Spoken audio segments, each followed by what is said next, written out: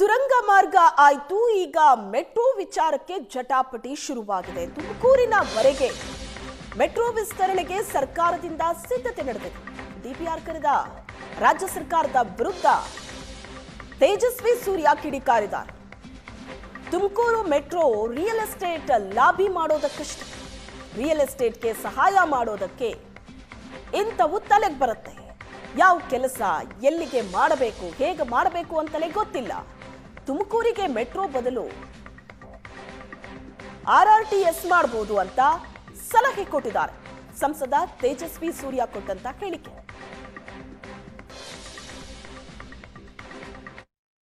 ಯಾವ ಕೆಲಸ ಎಲ್ಲಿಗೆ ಮಾಡಬೇಕು, ಹೇಗೆ ಮಾಡಬೇಕು ಅನ್ನೋದ್ರ ಬಗ್ಗೆ ಸಂಪೂರ್ಣವಾಗಿ ತಲೆ ಕೆಟ್ಟೋಗಿದೆ ಅನ್ನೋದಕ್ಕೆ ಇದೇ ಉದಾಹರಣೆ. ಮೆಟ್ರೋ ಹೆಸರೇ ಸಜೆಸ್ಟ್ ಮಾಡೋ ರೀತಿ ನಗರ ಪ್ರದೇಶದ ಟ್ರಾಫಿಕ್ ದಟ್ಟಣೆಯನ್ನು ಕಡಿಮೆ ಮಾಡೋದಕ್ಕಿರುವಂಥ ಒಂದು ಯೋಜನೆ. ಬೆಂಗಳೂರಿಗೆ ಬೇಕಾಗಿರುವಂಥದ್ದು ಟ್ರಾಫಿಕ್ಕಿಗೆ ಪರಿಹಾರ ಅಂದರೆ ಮೆಟ್ರೋ.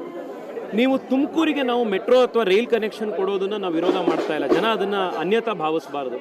1 ಕಿಲೋಮೀಟರ್ ಮೆಟ್ರೋ ಮಾಡೋದಕ್ಕೆ 450 ಕೋಟಿ ರೂಪಾಯಿ ಖರ್ಚಾಗುತ್ತೆ. ಅದೇ RRTS ಮಾಡ್ತೀವಿ ಅಂತಂದರೆ ಅಥವಾ ಸಬರ್ಬನ್ ರೈಲಿನ ಅಲ್ಲಿ ತನಕ ಎಕ್ಸ್ಟೆಂಡ್ ಮಾಡ್ತೀವಿ ಅಂದರೆ 150 ಕೋಟಿ ರೂಪಾಯಲ್ಲಿ ಅದನ್ನು ಮಾಡ್ಬೋದು. ಇದಕ್ಕಿಂತ ಹೆಚ್ಚು ಪ್ಯಾಸೆಂಜರ್ಸ್ ಓಡಾಡ್ಬೋದು. ಮೆಟ್ರೋ ಡಿಸೈನೇ ಹೇಗಿರುತ್ತೆ ಅಂದರೆ ನಿಂತ್ಕೊಳ್ಳೋದಕ್ಕೆ ಜಾಸ್ತಿ ಜಾಗ ಇರುತ್ತೆ, ಕೂತ್ಕೊಳ್ಳೋದಕ್ಕೆ ಕಡಿಮೆ ಇರುತ್ತೆ.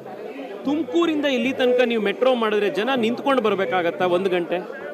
ರಿಯಲ್ ಎಸ್ಟೇಟ್ ಲಾಬಿಗಳಿಗೆ ಸಹಾಯ ಆಗಬೇಕು ಅನ್ನೋ ರೀತಿಯಲ್ಲಿ ನಾವು ಯೋಜನೆ ಮಾಡ್ತೀವಿ ಅಂತ ಹೊರಟ್ರೆ ಇದೇ ರೀತಿಯ ಐಡಿಯಾಗಳು ಬರೋದು. ಪ್ರತಿನಿತ್ಯ ಸಾವಿರಾರು ಜನ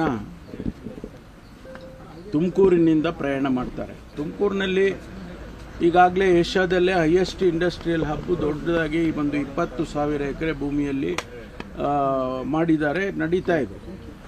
ಇಷ್ಟು ವೇಗವಾಗಿ ಅಭಿವೃದ್ಧಿ ಆಗ್ತಾ ಇರುವಾಗ ಅಲ್ಲಿಗೆ ನಾವು ಕನೆಕ್ಟಿವಿಟಿ ಬೇಕಲ್ವಾ?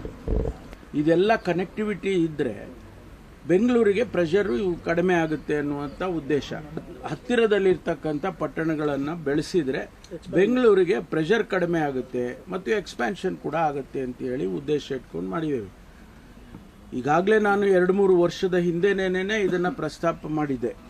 ಮೆಟ್ರೋ ತುಮಕೂರಿಗೆ ಮೆಟ್ರೋ ರೈಲನ್ನು ತೊಗೊಂಡು ಹೋಗಬೇಕು ಅಂತೇಳಿ ಫೀಸಿಬಿಲಿಟಿ ಮಾಡಿದರು. ಫೀಸಿಬಿಲಿಟಿಯಲ್ಲಿ ಅವರು ಪಾಸಿಟಿವ್ ಆಗಿ ಕೊಟ್ಟಿದ್ದಾರೆ. ಚರ್ಚೆ ಮಾಡಿ DPR ಮಾಡೋದಕ್ಕೆ ಅನುಮತಿಯನ್ನು ಕೊಟ್ಟಿದ್ದಾರೆ. ನಾವು we are ready to invest in Karnataka ಅಂತೇಳಿ ಮಿಡ್ಲ್ ಈಸ್ಟಿಂದ ಖತಾರಿಂದ ಅಂತ ಕಾಣಿಸುತ್ತೆ ಅವರು ಕೊಟ್ಟಿದ್ದಾರೆ. ಇಷ್ಟೆಲ್ಲ ಆಗಿರುವಾಗ ಏನೂ ಅದರ ಹಿನ್ನೆಲೆನೂ ಅರ್ಥ ಮಾಡ್ಕೊಳ್ಳದೆ, ನನಗೆ ಗೊತ್ತಿಲ್ಲ ಯಾವ ಉದ್ದೇಶಕ್ಕೆ ತೇಜಸ್ವಿ ಸೂರ್ಯ ಅವರು ಆ ರೀತಿ ಹೇಳಿದ್ದಾರೆ ಗೊತ್ತಿಲ್ಲ. ನಾನು ಕೂಡ ಅವರ ಜೊತೆಯಲ್ಲಿ ಮಾತಾಡ್ತೇನೆ, ಯಾಕೆಂದರೆ ಇದು ಸಂಘರ್ಷದ ಪ್ರಶ್ನೆ ಅಲ್ಲ. ಇದು ನಾನು ಏಕ್ದಮ್ ಅವರನ್ನು ಅಭಿವೃದ್ಧಿಗೆ ವಿರೋಧವಾಗಿದ್ದಾರೆ ಅಂತ ಹೇಳಕ್ಕೆ ಹೋಗಲ್ಲ.